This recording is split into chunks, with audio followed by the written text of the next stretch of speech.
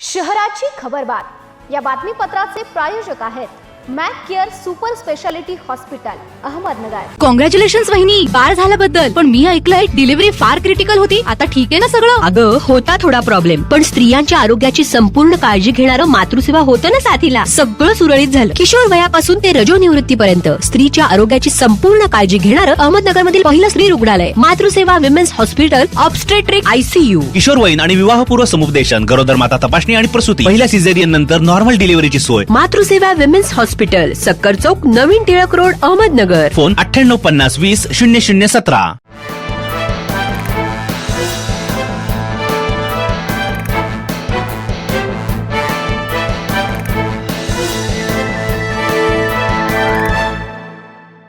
नमस्कार, मी साक्षी, न्यूज 24 सह्याद्रीमध्ये तुमचं स्वागत। पाहूया अहिल्यानगर शहरातील महत्त्वपूर्ण बातम्यांचा आढावा शहराची खबरबातमध्ये। स्थानिक गुन्हे शाखेच्या पोलीस पथकाने जेऊर शिवारातील सोलर केबलची चोरी करणाऱ्या रेकॉर्डवरील 4 आरोपींना जेरबंद केलाय। त्यांच्याकडून 3 चोरीचे गुन्हे उघडकीस आणून 9,91,500 रुपयांचा मुद्देमाल हस्तगत केला। संतोष अशोक जाधव, करण वैश्य भोसले, मनोज सुनील लिंभोरे, परमेश्वर वैश्य भोसले असे आरोपींची नावे आहेत। एका 25 वर्षीय विवाहितेवर अत्याचार केल्याप्रकरणी गुन्हा दाखल असलेला माजी महापौर तथा राष्ट्रवादी काँग्रेसचा शहर जिल्हाध्यक्ष अभिषेक कळमकर याच्या विरुद्ध न्यायालयाने स्टँडिंग वॉरंट बजावलाय। गुन्हा दाखल झाल्यापासून कळमकर हा पसार आहे। तोपखाना पोलिसांसह स्थानिक गुन्हे शाखेचे पथक देखील त्याचा शोध घेत आहे। दरम्यान कळमकर याने जिल्हा न्यायालयात जामिनासाठी अर्ज दाखल केला होता। हा अर्ज न्यायालयाने फेटाळला आहे। त्यानंतर आता न्यायालयाने कळमकर याच्या विरोधात स्टँडिंग वॉरंटचा आदेश बजावलाय। त्यामुळे कळमकर याच्या अडचणीत वाढ झाली आहे। स्टँडिंग वॉरंट म्हणजे न्यायालयाने पसार आरोपी विरुद्ध जारी केलेला एक कायमस्वरूपी अटक आदेश, जो आरोपी पकडला जाईपर्यंत किंवा न्यायालय तो रद्द करेपर्यंत वैध राहतो। हे वॉरंट सहसा आरोपी अनेक सुनावणींना अनुपस्थित राहिल्यास किंवा पोलिसांना सापडत नसल्यास अथवा फरार घोषित करण्याच्या प्रक्रियेत भाग म्हणून जारी केलं जातं।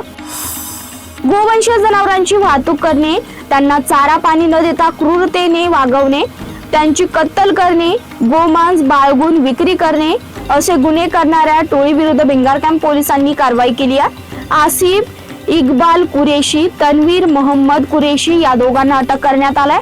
आरोपी आसिफ इक्बाल कुरेशी हा टोळीचा म्होरक्या आहे।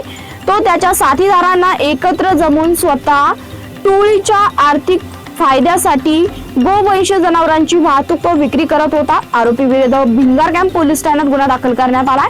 आरोपी हे संघटितपणे वारंवार अशा प्रकारचे गुन्हे करत असल्याने ही कारवाई करण्यात आली आहे। भिंगार कॅम्प पोलीस ठाण्याचे सहाय्यक निरीक्षक जगदीश मुलगीर यांच्या मार्गदर्शनाखाली हेड कॉन्स्टेबल दिलीप शिंदे व प्रमोद लहारे यांनी ही कारवाई केली आहे। पुढील तपास हेड कॉन्स्टेबल पांडुरंग बारगजे हे करत आहेत।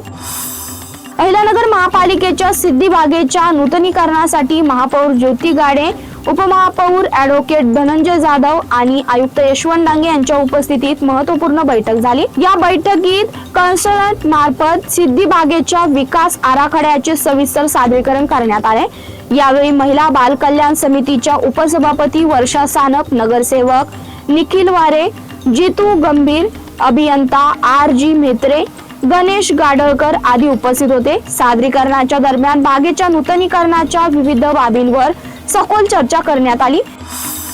नगर पुणे रोडवरील केडगाव येथील बालाजी टायर्सचं दुकान फोडून चोरट्यांनी सुमारे 50,000 रुपये किमतीची रोकड चोरून नेल्याची घटना उघडकीस आली आहे। सचिन दादाभाऊ कोतकर यांनी दिलेल्या फिर्यादीवरून कोतवाली पोलीस ठाण्यात चोरीचा गुन्हा दाखल करण्यात आलाय।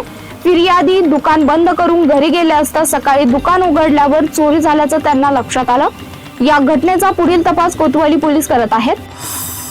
शहराची खबरबातमध्ये इथेच थांबतोय। तुम्ही पाहत राहा न्यूज 24 सह्याद्री।